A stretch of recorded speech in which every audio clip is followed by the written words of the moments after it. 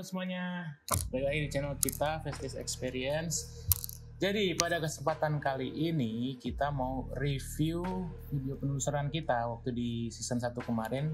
Kita mau bahas satu persatu pengalaman kita, background tempatnya, sama pendapat kita, sama evidence bukti-bukti paranormal yang kita dapat, kita bahas satu persatu. Sebelumnya gue mau ngucapin makasih banyak buat kalian semua yang udah subscribe. Kita udah sampai di 1000 subscriber pada saat ini. Terima kasih banyak semuanya. Mudah-mudahan kedepannya kita bisa lebih baik lagi dan bisa lebih besar lagi, bisa menyajikan konten-konten horor buat kalian semua. Dan tentunya kalau kalian belum subscribe, jangan lupa untuk subscribe, like, dan bunyiin loncengnya, karena nanti kedepannya kita bakal ada segmen-segmen lain yang pastinya bakal seru juga gitu. Jadi jangan sampai ketinggalan. Di sini gue ditemani sama Leo sama Satria buat ngebahas satu persatu tempat yang kita explore. Dimulai dari tempat yang pertama, itu di gedung rumah sakit zaman Belanda. Kalau dari gue sendiri nih, ini kita sebagai dosen yang benar-benar pemula dari awal, nggak ngerti apa-apa, kita pengen nyoba dengan alat-alat, dengan teknologi itu kita menemukan tempat ini. Dan tempat ini sebenarnya bagus karena sudah direnovasi, jadi beberapa tempatnya ada yang nggak terawat tapi kebanyakan sudah dibenerin. Dulunya kata warga sekitar itu dulunya adalah rumah sakit, jadi ada juga rumornya tentang katanya di situ tempat pembantaian pada zaman VOC. Itu di situ ada 2 lantai ya, jadi yang pertama di lantai 1 tempatnya itu belum direnovasi, jadi masih kosong gitu aja, nggak ada apa-apa. Kalau dari tembok-tembok besarnya itu emang zaman Belanda banget gitu. Kita menggunakan alat digital voice recorder ini untuk nangkap suara di dunia paranormal namanya EVP. Jadi suara yang nggak kita dengar pada saat itu, pada saat kita playback, pada saat kita ulang, ada suaranya. Ini videonya. Coba denger ya. Apakah kamu meninggal di sini?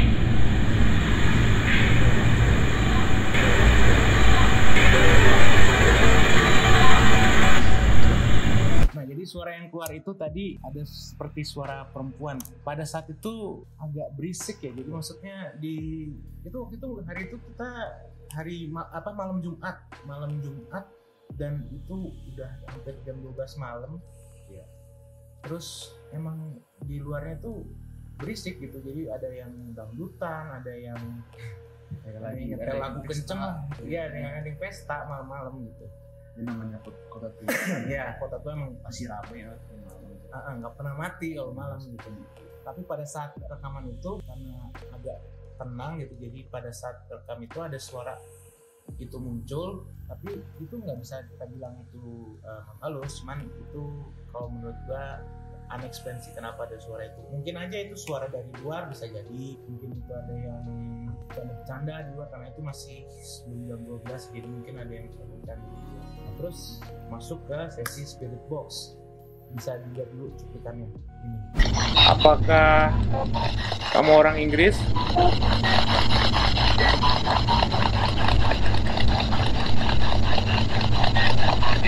Iya. Boleh tahu namamu? Enggak. Bener jelas gak?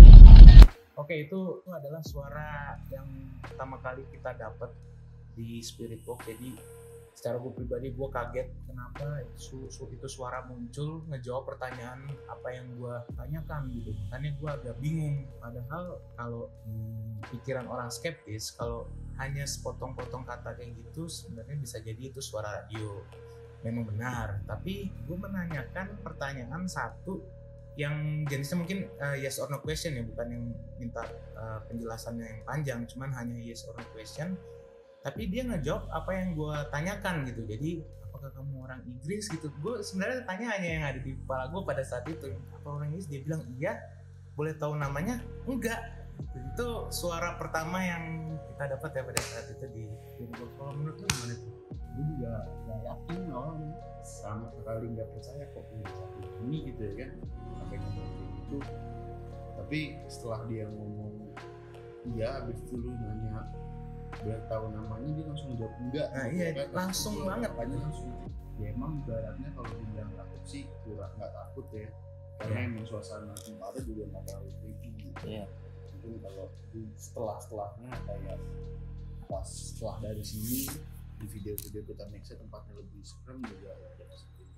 Ya, jadi rasa takut pada saat pertama kali dapat bukti itu nggak ada, jadi kayak kok bisa gitu, jadi kayak pengen lagi gitu, pengen tahu lagi gitu, malah seneng jatuhnya. Ya. Kamu menurut lu gimana ya? Aneh sih, aneh ya.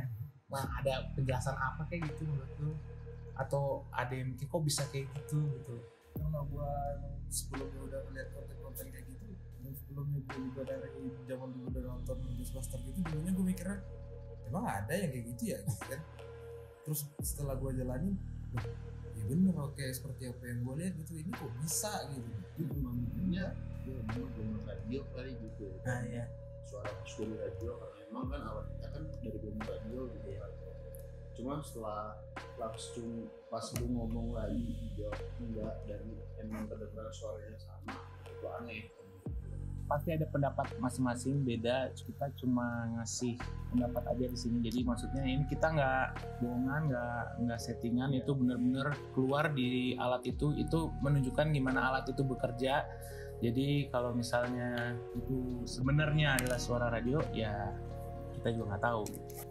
Kalau di dunia paranormal, Spiritbox itu emang dipercaya dapat memanipulasi melalui gelombang radio. Jadi memang begitu cara kerjanya. Jadi kalau misalnya kalian tidak percaya, tidak masalah. Kita hanya menunjukkan dari sisi teknologinya. Oh ya, habis itu dari lantai 1 selesai, kita istirahat sebentar. Habis itu kita naik ke lantai 2. Nah, yang lantai 2 ini jatuhnya udah direnovasi ya. Jadi udah bersih semua, udah terlihat bagus, cuman kosong, nggak dipakai, jadi tempat penyimpanan barang. Nah, terus pertama kali kita naik ke atas, kita ke toiletnya karena rumornya di sana ada petugas di sana, sering digangguin, ada yang nangis. Waktu itu pas dicari sumbernya nggak ada, suaranya dari mana gitu. Nah, terus pada saat di kamar mandi itu suara aneh, gua sama Leo yang mendengar. Nih, lihat aja dulu video. Itu.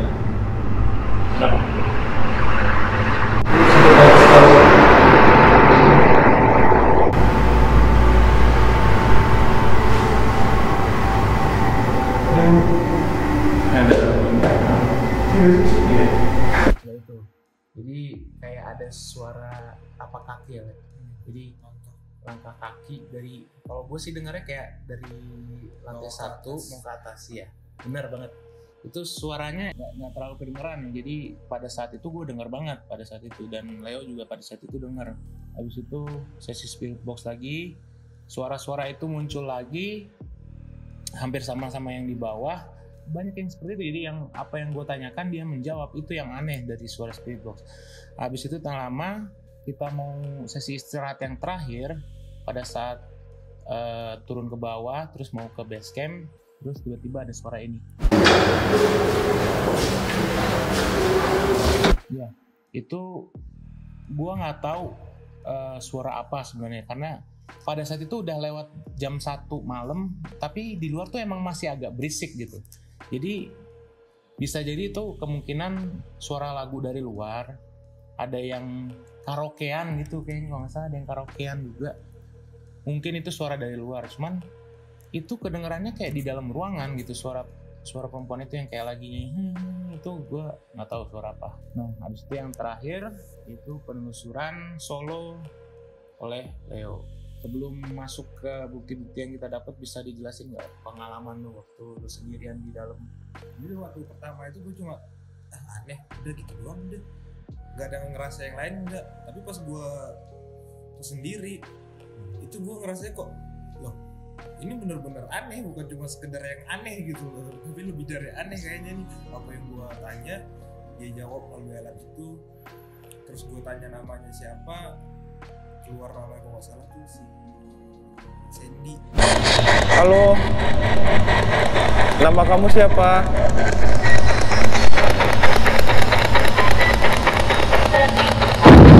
Sandy. Terus ternyata waktu itu kan pertengahan, di waktu yang di awalnya itu gue waktu menuju ke kamera yang ada di ujung tuh, pas gue ngebelakangin lorong yang ada jet pump naik tangga ke atas itu, gue di situ dengar kayak ada suara yang duk kayak hentak kaki juga kayak gitu.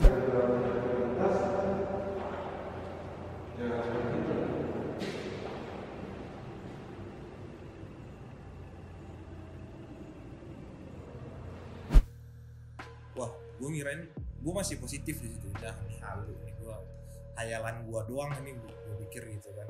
Gue lanjutin dah tuh, gue mulai sesinya. Gue tanya-tanya, gue ke kamar mandi itu. Waktu di kamar mandi itu juga sebenarnya kalau gue nggak ada yang aneh. Justru yang aneh itu waktu di wastafelnya itu tuh, ruangan wastafel kan ada yang sendiri tuh, yang di pinggir itu tuh. Nah di situ aneh tuh. Waktu gua mau dari wastafel itu mau balik lagi ke ruangan depan yang ke arah kamera itu, waktu saat itu kejadian itu gua nggak nyadar ada suara kayak ada yang cambukan tas.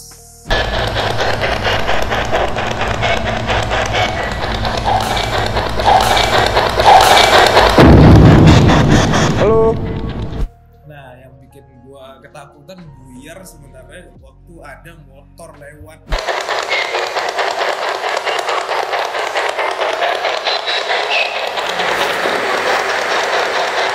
Astagfirullahaladzim. Kaget gua, bro. Gua rada kaget tadi ya, kayak apa ya? Motor kali ya? Gue lagi panik-paniknya di situ. Ini apaan? Ini kok sesuai jawab. Bulu kuduk gue udah mulai naik. Pas lagi momen tuh motor ngebut lewat, deng gitu kan. Kaget gue di situ. Teriak juga gue di situ kan. Kebetulan karena yang setting kamera di ujung kan gua, dan itu juga gua nggak tahu kenapa susah buat tetap fokus gitu kan. Fokus kameranya selalu blur terus, dan pas gua cek juga setelah selesai itu gua cepetin, tapi gua ngeliat dari kamera itu banyak yang fokus tiba-tiba blur, tiba-tiba fokus tiba-tiba blur. Akhirnya kan sebelum mulai itu gua coba buat fokusin ke si Leo gitu. Jadi pas dia keluar masuk dari kamar mandi itu selalu fokus ke dia tuh. Nah dari situ kalau kita pakai kamera kan autofocus tuh kan pasti kotak gitu kan sebelum dia menyalakan gitu ya. Karena cuma gue berdua nih sama Leo kan di situ. Cuma yang gue aneh itu kan di samping kamar mandi itu kan ada ruangan lagi tuh, pintu masuk gitu kan kayak ruangan.